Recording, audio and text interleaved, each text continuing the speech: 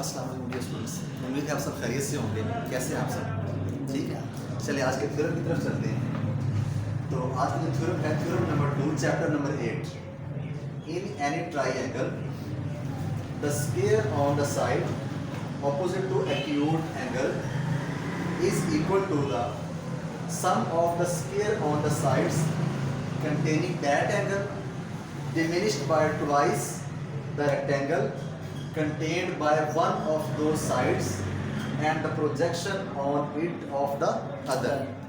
उम्मीद है आपको कुछ भी समझ नहीं आई होगी। बहुत मुश्किल थ्योरम है, ठीक है। हाँ जी, आपने करने से अब डायग्राम को देखें फिर समझ आएगी। इन एंड ट्राइएंगल, ये एक ट्राइएंगल है A B C. Triangle acute होनी चाहिए। एक्यूट एंगल ट्राइएंगल कौन सी होती है? जिसमें हर एंगल जो है तीनों के तीनों एंगल 90 से कम का, ठीक है। ये भी एक्यूट एंगल है, ये भी एक्यूट एंगल, ये भी एक्यूट एंगल।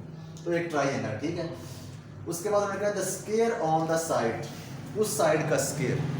इन तीन साइड्स है ना, तीन में से वो वाली side on the square, square on the side opposite to acute angle, acute angle के सामने वाली साइड। अब ये भी एक्यूट है, ये भी एक्यूट है, ये भी एक्यूट है। जो आप मर्जी लेट कर लें, हम लेट कर लेते हैं इसमें से एंगल ए, कि हम एंगल ए की बात कर रहे हैं, ठीक है। ये वाला एक्यूट एंगल है, इसके सामने वाली साइड, इसकी अपोजिट साइड फिर कौन सी हुई? बी सी, ठीक है। यानी वो क्या है कि बी सी स्क्वायर, ठीक हो गया। Yes sir.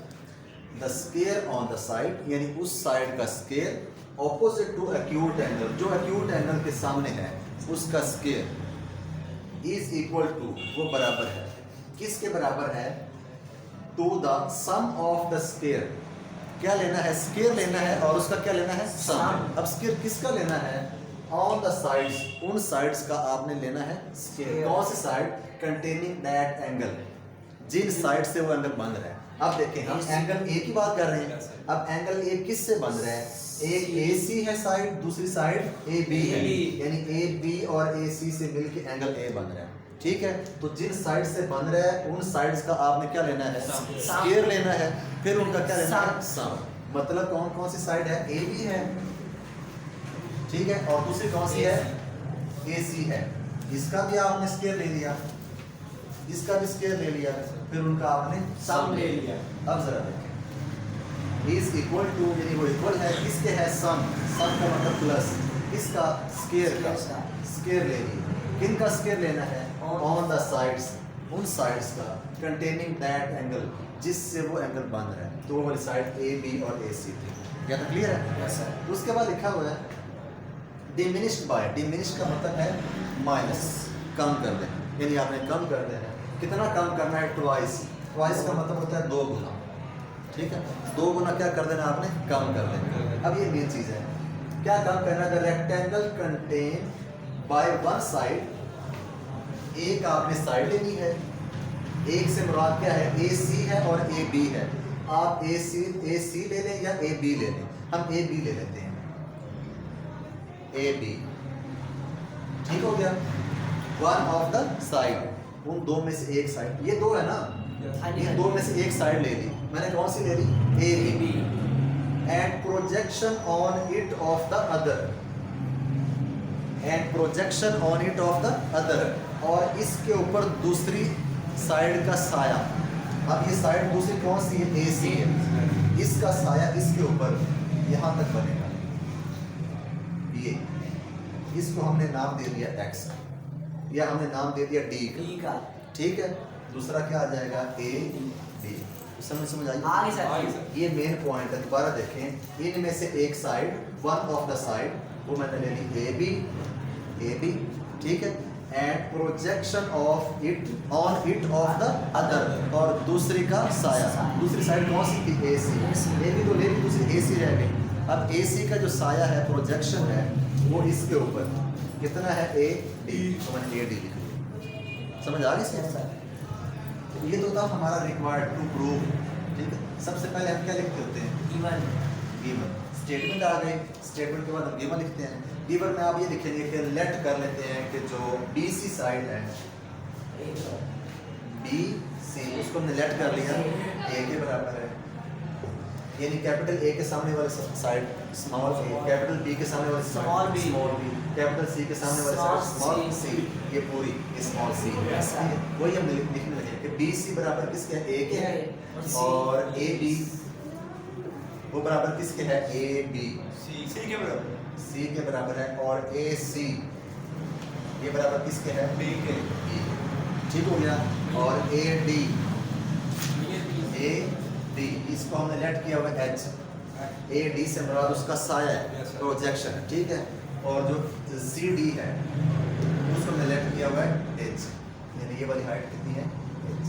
ये हम इधर से लेट कर, ये गिवन में आ गया।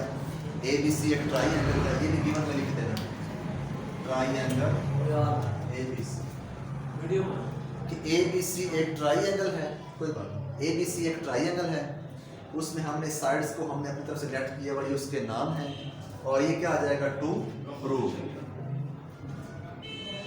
ऐसे होता है ना, पहले हम स्टेटमेंट के बाद क्या लिखते हैं, गिवन के बाद क्या लिखते हैं, टू प्रूव। ठीक हो, ये हमने प्रूव करना है, ये मैंने आपको समझा दिया सारा। अब बी सी को हमने क्या नाम दिया हुआ है,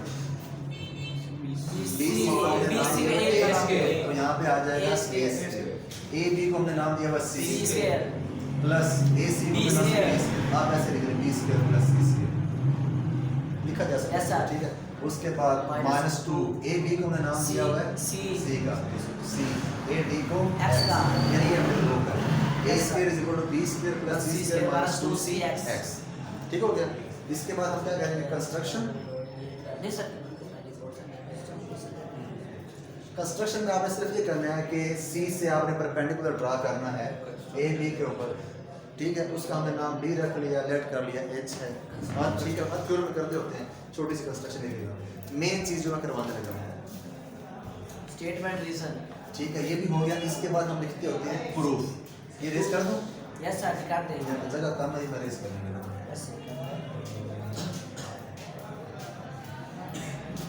ये सारा ठीक।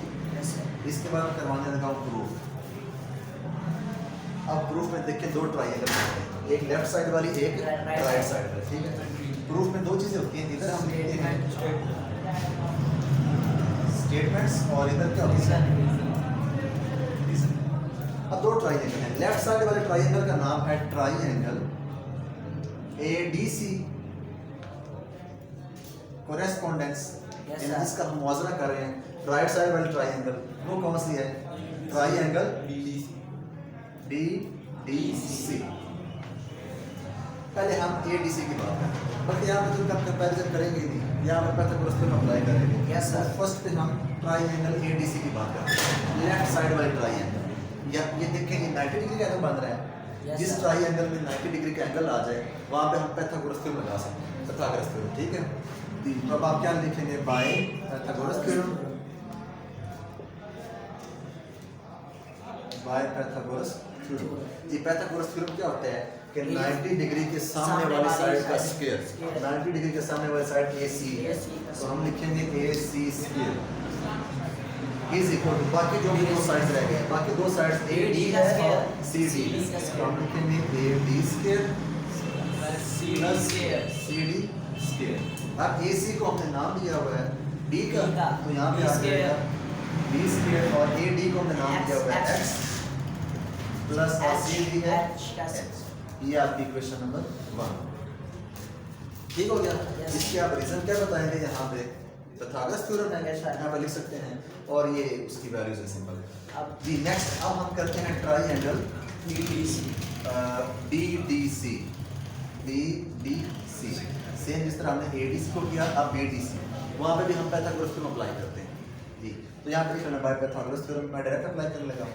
ये 90 डिग्री है, 90 डिग्री के सामने वाली साइड कौन सी है, DC, तो हम लिखेंगे BC square is equal to, बाकी भी दो साइड DD स्क्वायर। DD है और CD है, तो हम लिखेंगे BD BD square square plus CD square.